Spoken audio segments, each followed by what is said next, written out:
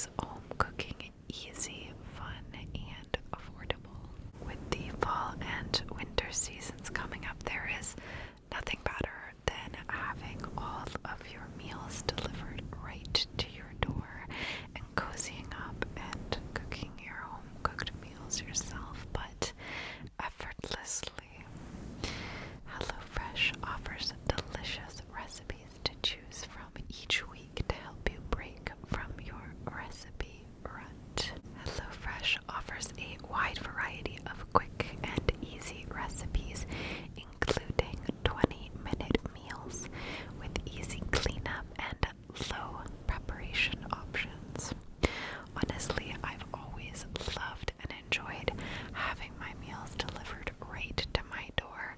Don't have to run to the grocery store, pick anything up, and it makes it so I don't have to, try and think about interesting recipes to make all week, and I can actually have it there for me, pick it out, and cook right away. So, especially better during the holidays when you want to just spend more time with your family. So, do yourself a favor and go check out HelloFresh.com and use code ANGELASMR14.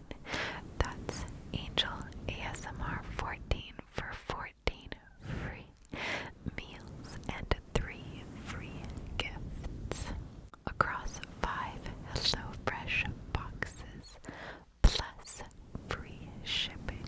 That is HelloFresh.com with code ANGELASMR14. Thank you so much to HelloFresh for the sponsorship, and thank you all for being here today.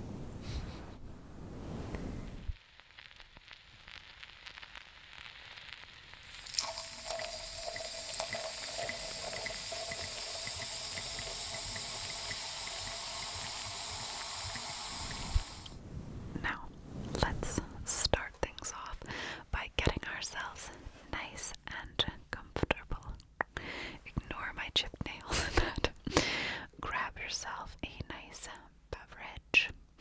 Get yourself a cold ginger ale, or maybe put this on as you're recovering from COVID-19, as Stephanie is. So, Stephanie, I hope you're doing okay. Or watch, relax as you eat some pesto gnocchi, just living your best life. And I will film while drinking a little black cherry white claw, because these are delicious, and this is my channel.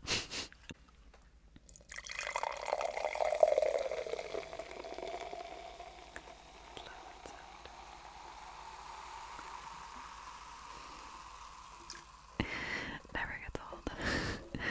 Cheers, you guys. I wish you could see it like jumping.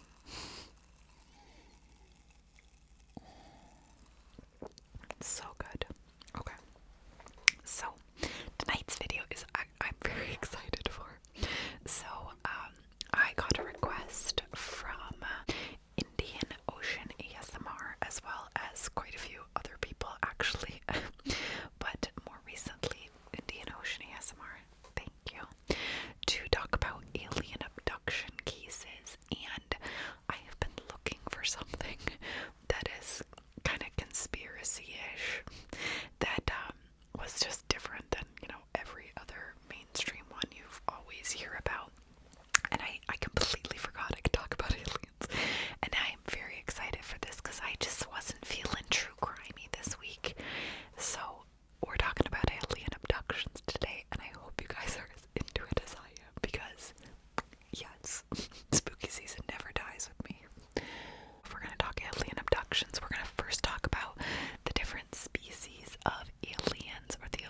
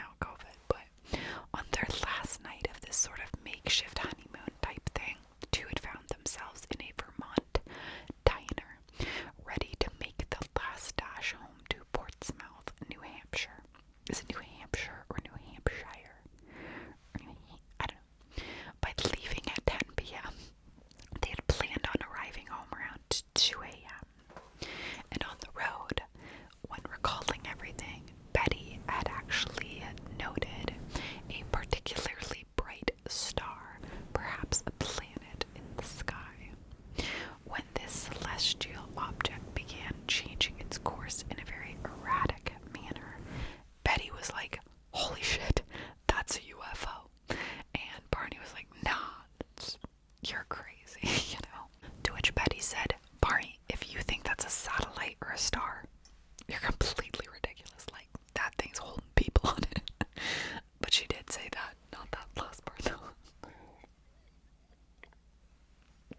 Okay. So as the object came near, Barney pulled the car to a stop and, gun in hand, got out to investigate.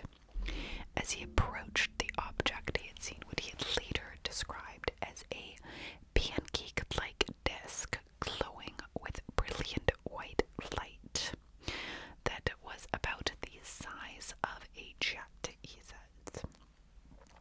Fleeing back to his car, he and Betty tried to evade the vessel, but were instead overcome with an intense drowsiness and immediately fell unconscious. The couple pulled into their driveways around dawn, unable to recall what had happened, with 2 hours of memories just completely wiped from their brains. So that's pretty intense stuff right there.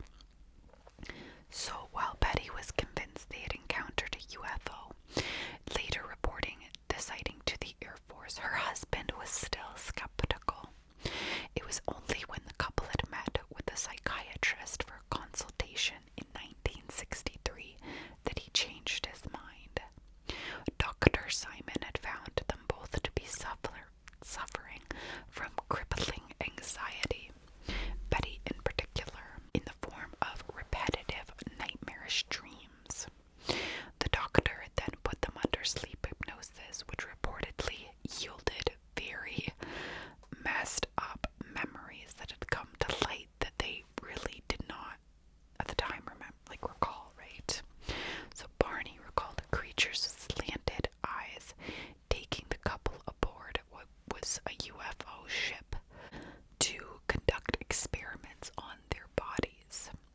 Barney claimed that the beings took samples of hair, skin, and nail clippings, and then a 6-inch long needle was inserted into Barney's stomach.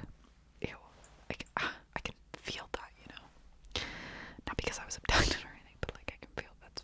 Ugh. Anyway, Betty told the doctor that she had later asked a being that they knew to be the leader where they were, and it had jokingly replied to her that if you don't know where you are, there wouldn't be any point in telling you where I am. Okay.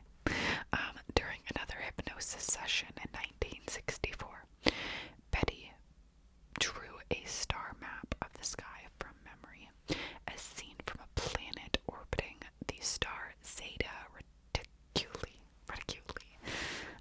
Most shockingly of all, though, was that this map was drawn with complete accuracy, and that Zeta Reticuli lies somewhat 40 light years from Earth, and Betty's nearly spot-on recreation of the stars, I keep yawning,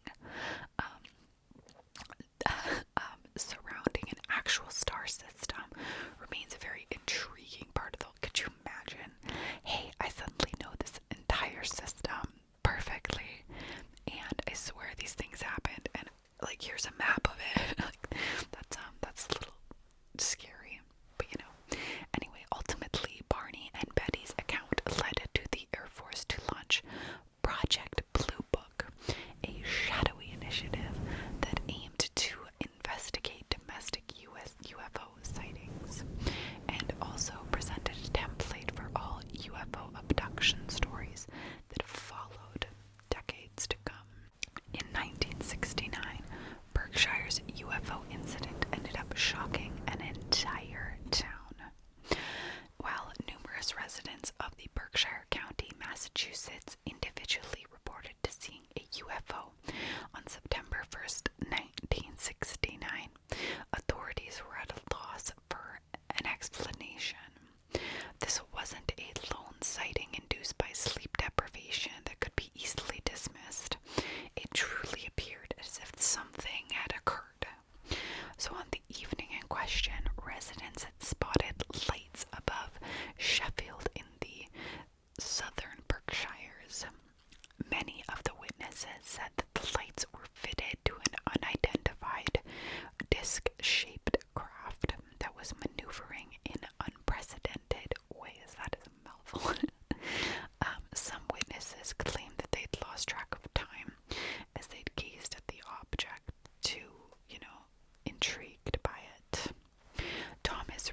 was 9 years old at the time and in the car with his mother, brother, grandmother as well that night. I thought that was the end of the sentence. And the family had all noticed a glowing orb dash out onto of the roadside trees.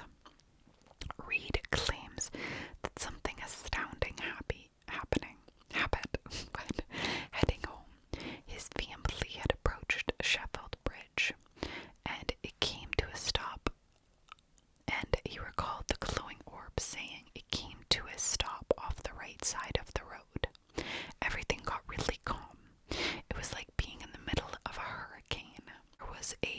There was like a barometric change in pressure.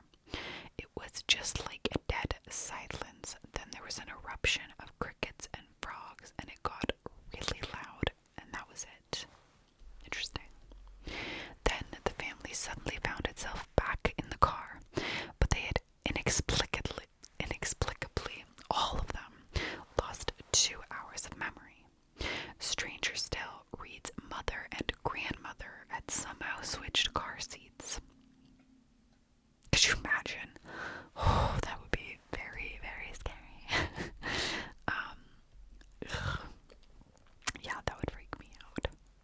Did you guys hear about like a recent alien sighting? I don't know, this just popped into my head, but maybe I'm wrong, but do you guys remember hearing about an alien, like a ship or something, dropping down to a school somewhere in the last couple of years, and the aliens were like talking to the kids and not the teachers, and this entire school had seen it, and they said like beware of technology and stuff like that. Am I dreaming that happened, or do you guys remember that happening? Anyway, let's continue to the next story. I just remember that very, very well in my mind because I remember hearing it being like, oh my god. Okay, so this is the Pascagoula alien story that ended up seeing 2 fishermen subjected to experimentation. So it was October 1973 when Calvin Parker and Charles Hickson went fishing on the banks of the River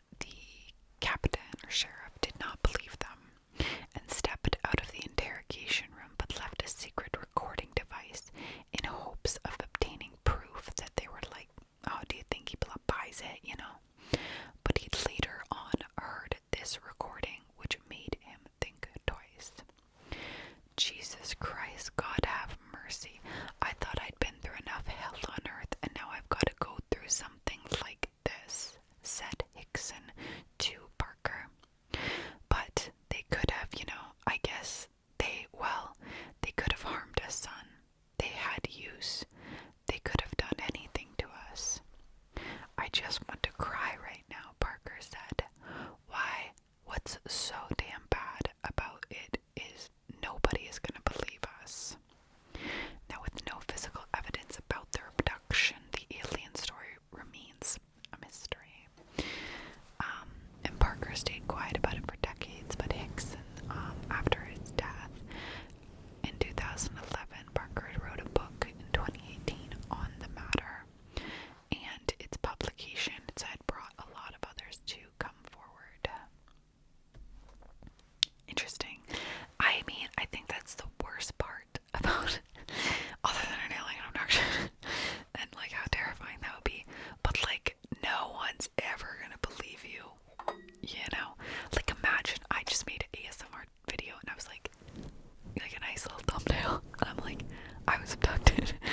Everyone would be like, oh no, like no one. I mean, I don't know. Would you? I don't know. Does any of my subscribers have abduction stories? I hope you guys have, or at least like an encounter. I hope you do. Please leave that comment below. I would love it. It's probably got to be like one of the scariest things that would happen, right? Because that is like, I don't know, just something everyone's, no one know. I don't know, I don't know. I get really pumped about it. Fun fact about me, I hate scary movies, about ghosts and stuff, but I live for alien or space movies. Oh yeah, I'm all about that. Okay, so there's a lot of stories. I'm not reading all of them because this video would be insanely long, which would be great for you guys, but it would take me days to edit it. So if you'd like a part 2, let me know. Now we're going to talk about probably our last case, which is the case of Travis Walton, who was abducted and probed for 5 days. Cannot. So on November 5th, 1975, Travis Walton was abducted and did not return for 5 whole days. When he did, he had quite the explanation for his disappearance. So he was dismissed for a bit as a mentally unstable liar. Really intense through his words, guys. And he'd ended up chronicling his alleged alien stories in the Walton Experience 3 years later, which was then adapted into the science fiction classic Fire in the Sky. I don't know it. Now, Walton's abductions had come after a long day's work near Herbert, Arizona. Walton and his 6-man group of loggers were returning home when they had allegedly spotted a shiny disc spanning 40 feet in diameter, hovering in the sky above them. It was a metallic, glowing disc that was making very strange sounds. The closer I got to it, the more scared we'd all got, and they were swearing at me to get away from it. When I'd got up close, it suddenly got louder and started to move. Question: would you be the guy swearing in the background, or would you be the guy getting closer? I'd be the one running away. I wouldn't care. I would be out. So, Walton then claims that non-human beings had abducted him and experimented on him until he had fought them off. Wow, okay. He has maintained this claim for 45 years, but as the beings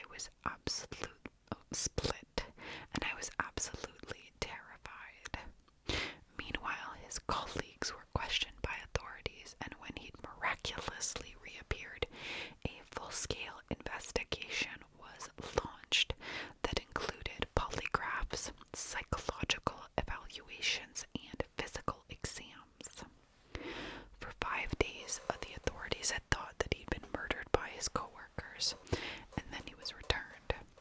All of the coworkers who were there who'd seen the spacecraft had all took polygraph tests, and all passed except for one that was inconclusive. So in the end, that case remains inconclusive as well, as all of these stories do. But later research conducted at the site of Walton's abductions showed an unusual growth rate at the trees where the craft had allegedly hovered above. The tree near those sites was found to be producing wood fiber at a rate 36 times greater than they had in the decades before, and no reason as to why. Maybe that's what the aliens were doing, you know. They were just seeing if they could make the foliage mature faster. I don't know. With his body. That one's really creepy because so many people were involved. And I feel like if I was with a bunch of coworkers, and that happened, that's scary. But like, my question is, because it does not really state it here, were they still on Earth experimenting him, and then they were like, we can't control him, so he just like walked outside of it, you know? Or were they in space? Like, I don't know. I'd love to hear I'd love to hear a bit more on that, because there isn't much.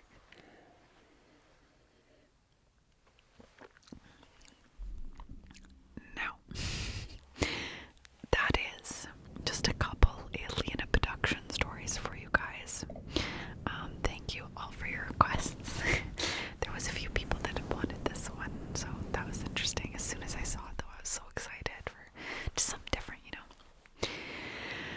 I know that aliens are always an interesting topic. Do you guys believe in them? Do you think we're alone here? Leave a comment below. I remember when The Simpsons had that episode. It was way back when Mr. Burns was like, I don't remember why, but he was glowing and in the woods. I remember that on TV being the scariest thing as a kid. And also, I always loved their alien, like, octopus guys with the big one eye, green. I liked those too. They were funny. I forget their names, but I can hear their voices perfectly in my head right now. But anyways, what a fun way to